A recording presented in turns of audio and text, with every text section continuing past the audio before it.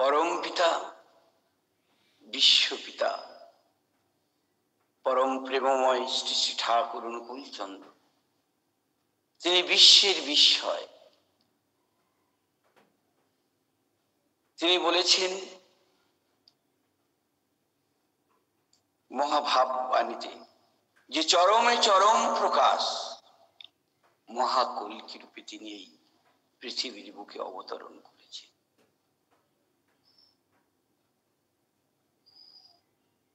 তিনি ঘোষণা করেছেন যে দুনিয়ার বুকে এই কঠিনতম দিনে তিনি ঘোষণা করেছেন এই দুনিয়ার বুকে যা কিছু খারাপ সমস্ত কিছু তিনি দূরীভূত করে। তিনি বলছেন দুনিয়ার মানুষের যত বড় দুর্দিন, তোরা যারা আমার মন্ত্র শিষ্য, তোরা যারা আমার নীতিবিধিতে উৎপীড়ন হয়ে উঠবি, তোদের কাছে তত বড় সুদিন। তিনি বলছেন পরম পিতা তোমাদের ধরে আছে, ঘিরে আছে, সর্বত্রই আগলে রাখছে। তাকে সেই সুযোগটুকু দাও, তাকে সেই সূত্রটুকু দাও, যাতে তিনি আয়াস মিটিয়ে তোমাদের জন্য করতে পারে। কি দয়ালকে পেয়েছি দেখো, কি পরম আত্মীয়কে আমরা পেয়েছি দেখো। মানব আত্মীয় যত মানবের আছে, সেসব আত্মীয় হতে আত্মীয়ের যিনি, যার আত্মীয়তা বুঝিলে পারে ত্রিভুবনে আত্মীয়তা হয় বিস্তার। সেই পরম আত্মীয়কে পেয়েছি। অনেকে আমরা বলি যে বাবা মা আমাদের কাছে সবচেয়ে বড়, আরো অনেক কিছু অনেক কথা বলি তথাকথিত শিক্ষিত। কিন্তু দেখুন আমরা সমাজ সংসার কি দেখছি, তাদের ভালোবাসা, এই জাগতিক ভালোবাসা কিরকম ভালোবাসা দেখ। বাবার কাছে সন্তান যদি কোনো অন্যায় করে বলবে যে তোর মতো ছেলের আমি মুখ দেখতে চাই না। বাবা মা আত্মীয় স্বজন পরিবারের সবার কাছে এই কথা শুনতে হয়, কিন্তু পরম কারণেই তিনি বলছেন একটা মানুষের জন্য আমি একটা সাম্রাজ্য ত্যাগ করতে পারি। এমন পরম কারণেই, এমন দয়াল তিনি, এমন প্রেমময়কে আমরা পেয়েছি। তাই আমরা আজও সেই ভ্রান্তির ঢুলি পড়ে আছি। দয়ালকে পেয়েছি, অথচ আমরা কৃষ্ণ চৈতন্য সবকিছুতে আরো মাতারা হয়ে আছে তাকে বাদ দিয়ে। এটা দুর্ভাগ্য। শ্রীকৃষ্ণ গীতায় বলেছেন যে পরিত্রাণায় সাধুনাং বিনাশায় চ দুষ্কৃতাম ধর্ম সংস্থাপনার্থায় সম্ভবামি যুগে যুগে। তিনি অসাধুদের হাত থেকে সাধুদের পরিত্রাণের কথা বলেছেন। আর দয়াল ঠাকুর কি বললেন? ধর্ম যখন বিপাকী অর্থে ব্যর্থ অর্থে ধায়, প্রেরিত তখন আবির্ভূত হন, পাপী পরিত্রাণ পায়। তিনি সমস্ত পাপী তাপী ভালো মন্দ সবাইকে বিং এন্ড বিকামিং এর পথে নিয়ে যেতে চেয়েছি। সেই দয়াল ঠাকুরকে আমরা আজ পেয়েও আমরা বেফুত মা। গীতায় বলছেন আমি যুগে যুগে আসি, যদা যদাই ধর্মস্য গ্লানির ভবতি ভারত অভ্যুত্থানম অধর্মস্য তদাত্মনং সৃজাম্য। তিনি যুগে যুগে আসেন, সেই কথাটা কি মিথ্যে হয়ে আছে? আজকে দয়াল ঠাকুরকে পেয়েও আমরা নানান দেব দেবীতে মজে আছি, থাকতে পারি। ঠাকুর বললেন পূর্বতনে মানে না যারা, নিছক ম্লেচ্ছ জানিস তারা। পূর্বতনকে মানব, কিন্তু বর্তমানকে যোগযুক্ত করে নিতে হবে। বর্তমানকে যোগযুক্ত করে নিতে হবে, কারণ আমরা তো জাগতিক নিয়মে যেমন বাবা মাকে পেয়েছি, বাবা মাকে ভালো, সবচেয়ে বেশি করে বাবা মাকে ভালোবাসতে হবে। ঠাকুরদা প্রপিতামহ যারা আছেন তাদেরকেও ভালোবাসবো, কিন্তু বাবা মাকে বিশেষ, কারণ তাদের রেত ধারার মধ্য দিয়ে আমি বাবা মাকে পেয়েছি। তাই বাবা মাকে পূজা করলেই সবাইকে পূজা, পূর্বপুরুষ সবাইকে পূজা করা হয়ে যায়। তাই বর্তমান যুগ পুরুষোত্তমকে আঁকড়ে ধরতে হবে, তার নীতিবিধিতে উৎফিন্ন হয়ে উঠতে হবে। তবেই তো কৃষ্ণ খুশি হবে, তবেই তো চৈতন্য খুশি হবে, তবেই তো লর্ড ক্রাইস্ট খুশি হবেন, তবেই তো হযরত রাসূল খুশি হবেন। কারণ পূর্বতনের নবকলেবর তিনি। চৈতন্যদেব বললেন, এই মতো আসিব আরো দুইবার, কীর্তন আনন্দ লীলা হইবে আমার। দয়াল ঠাকুর শ্রীরামকৃষ্ণ বললেন, পার্শ্বদের সব জ্ঞান দিয়ে গেলাম না, অতি সত্তর আমাকে আবার আসতে হবে।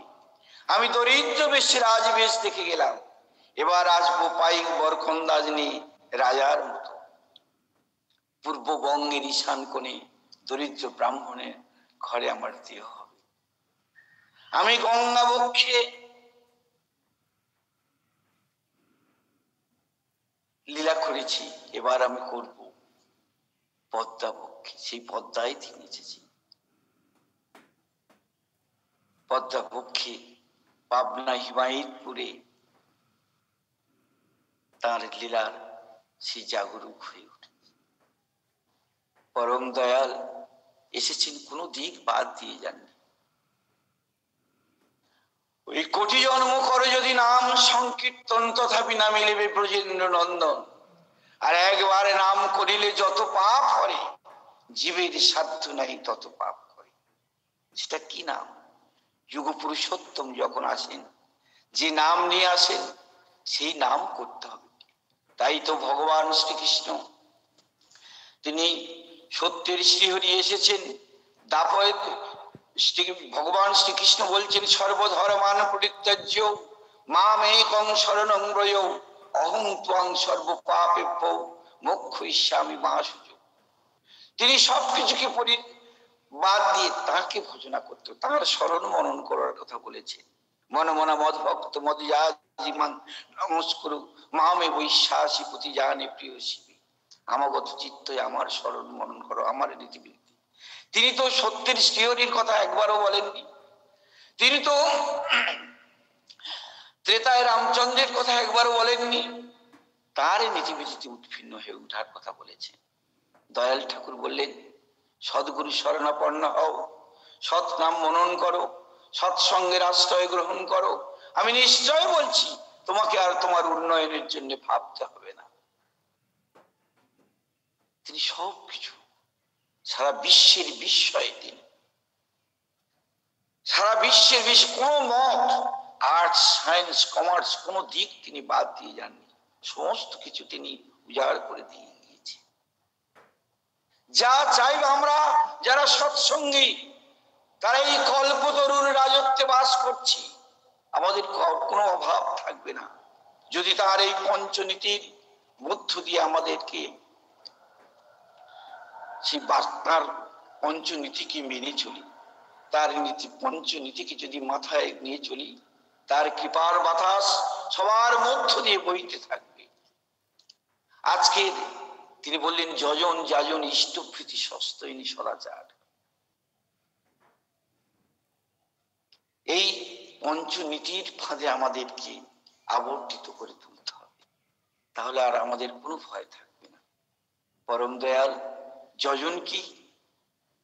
সব ঘট মে হরি হ্যায়, গৃহসুত মে জ্যোতি, সদগুরু চকমুখী বিনা কৈশ্য প্রকট হতি। চকমুখী পাথরে ঘর্ষণ করলে যেমন আগুন জ্বলে ওঠে, আমাদের এই হাজারো হাজারো বছরের গুমড়ে থাকা অন্ধকার দূরীভূত হয়ে যাবে এই নাম করলে। আর যাজন কি?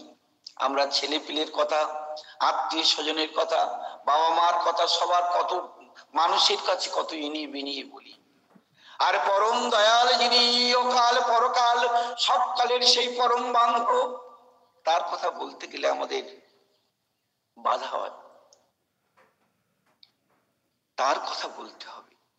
ঠাকুর বললেন, কাউকে যদি না পারিস, দেয়ালকে পরম পিতার কথা শোনাবি, দেয়ালকে যাজন করবি, দেয়ালেরও কান আছে। সে যাজন কিরকম করতে হবে? যে হাতি চলে বাজার মে কুত্তা ভুকে হাজার, সাধন কো দুর্ভাব নেই জব চিনতে সংসার। হাতি যেমন আপন গন্তব্যে স্থির থাকে, কত চামচিকি, কত পোকামাকড়, কত কুকুর খিউ খিউ করে, কিন্তু সে আপন গন্তব্যে স্থির থাকে। সেই রকম আমাদের কাছে অনেক বাধা আসবে, বিপত্তি আসবে, কিন্তু পরম দয়ালের কথা যেন আমরা বলতে পিছপা হই। তাই তো এই আজকের এই ডিপি ওয়ার্কস, জীবনের সুপিয়া জীবনের স্বরে পেতে হবে তব পরিচয়, তোমার ডঙ্কা হবে যে বাজাতে সকল শঙ্কা করি জয়। তার ডঙ্কা আমরা যখন মাতৃ জঠরে ওই পৃথিবীর বুকে আসি, ঈশ্বরের কাছে করার করে এসেছি যে আমাকে পাঠাচ্ছ পৃথিবীতে, বাবা মার মধ্যে যে পৃথিবীর বুকে এসেছি, যেন তোমার গুণগান কীর্তন করি, তোমার কথা মানুষের কাছে বলি, তোমার নীতিবিধিতে উৎপীড়ন হয়ে উঠি, কিন্তু সব ভুলে যাই। তাই তো দয়াল ঠাকুর এই পৃথিবীর বুকে এসেছে, পৃথিবীর বুকে যুগে যুগে আসেন এই তার এই স্বাদের সৃষ্টিকে রক্ষা করার জন্য। তাই এই সৃষ্টি রক্ষা পেতে হলে তার নীতিবিধিতে উৎপীড়ন। আর এই ইষ্টভৃতি নিয়ে আমাদের কত প্রশ্ন, কত কি। এই ইষ্টভৃতি জীবন বলছেন যতই আসুক আপদে বিপদে যেমনই হোক প্রাণ, ইষ্টভৃতি আনেই আনে সবার পরিত্রাণ। ইষ্ট ধান্দার তুক কি জানিস, ইষ্টভৃতি পালা, এই তুকেরই নিখুঁত পালায় জুড়ায় অযুত জ্বালা।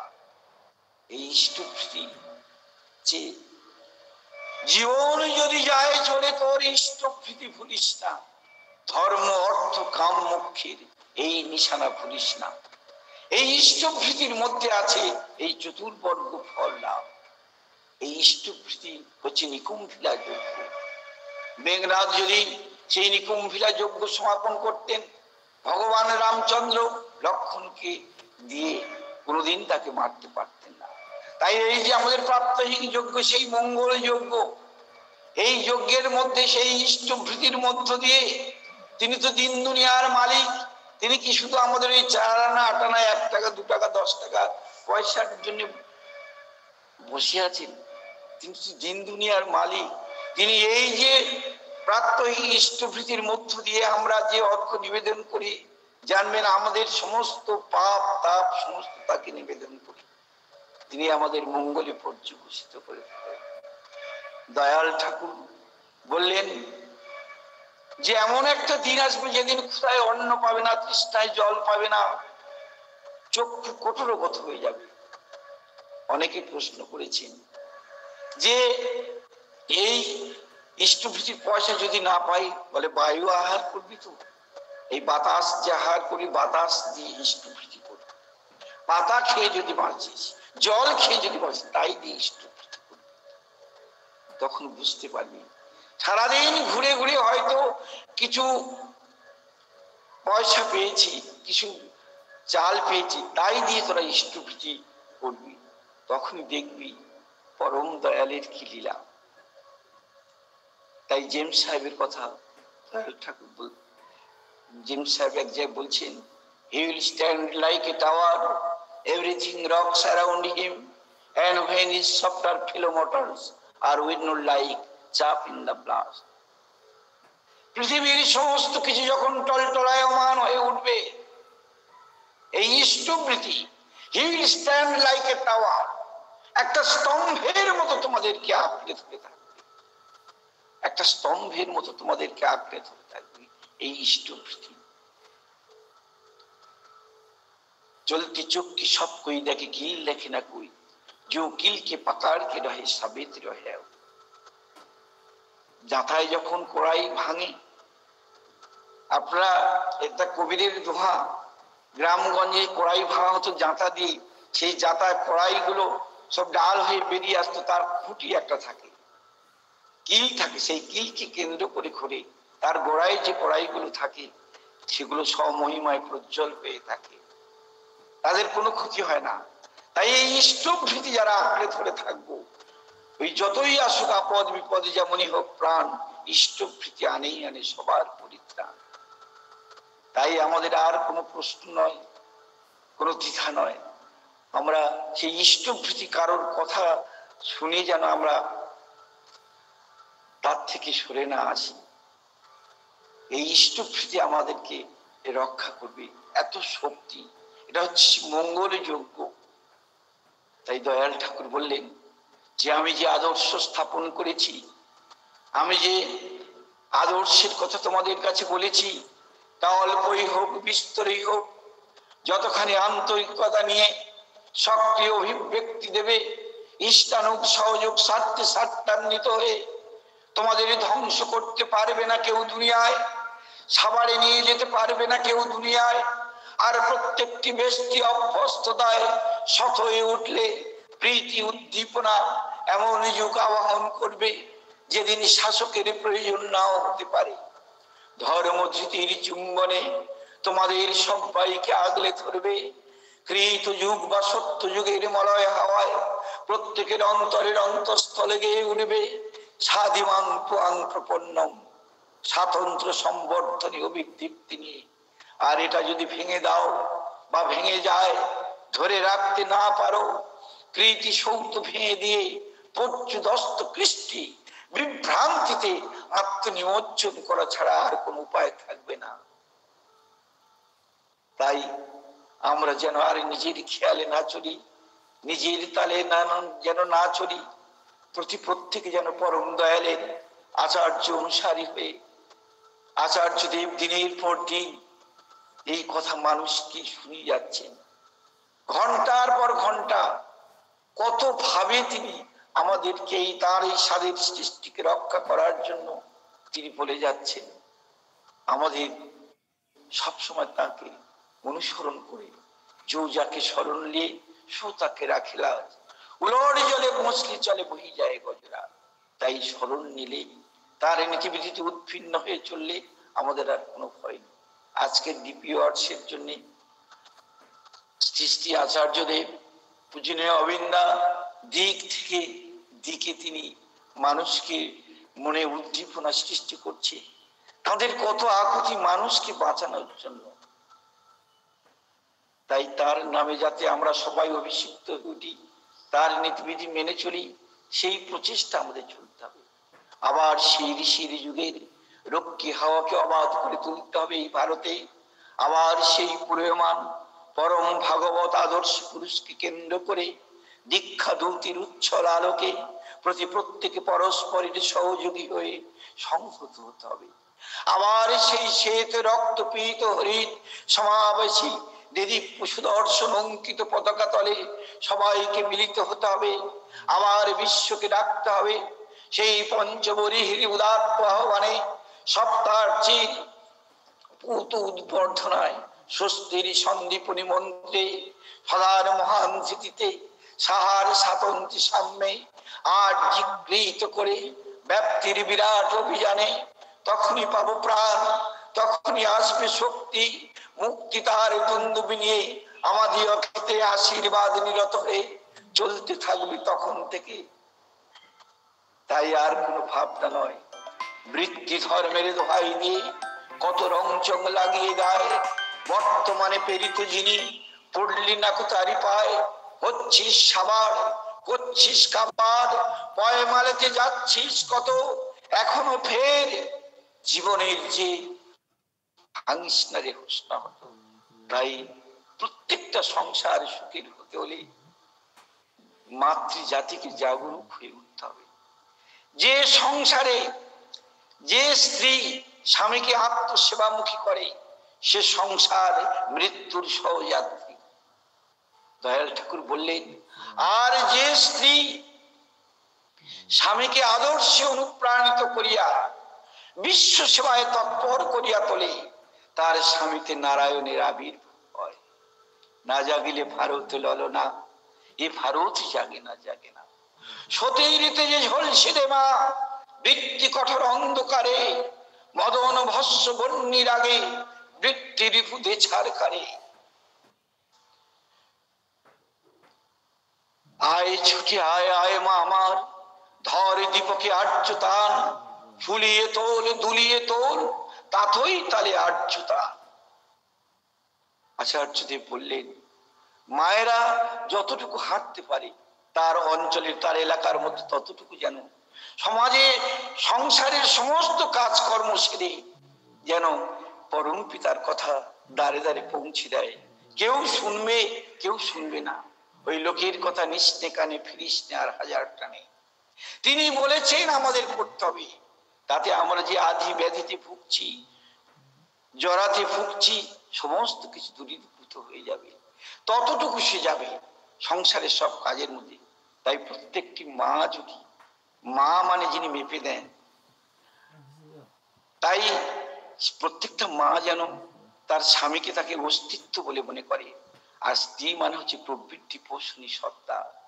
সেই কথাটা যেন আমরা মনে রাখি। একটা বেলায়িত একটা অবস্থা, একটা অবেলায়িত অবস্থা, সেই প্রকার ভালোবাসার মধ্য দিয়ে আমরা যাকে আনি সে হচ্ছে সন্তান। সন্তান মানে সমতান।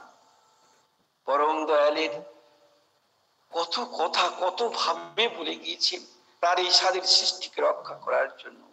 তাই আমরা তার নীতিবিধিতে উৎফিন্ন হয়ে উঠব, তাকে মাথায় নিয়ে চলবো। তার কৃপার বাতাস প্রত্যেকের মাথায় ছড়ে পড়ুক এই প্রার্থনা। জয় গুরু।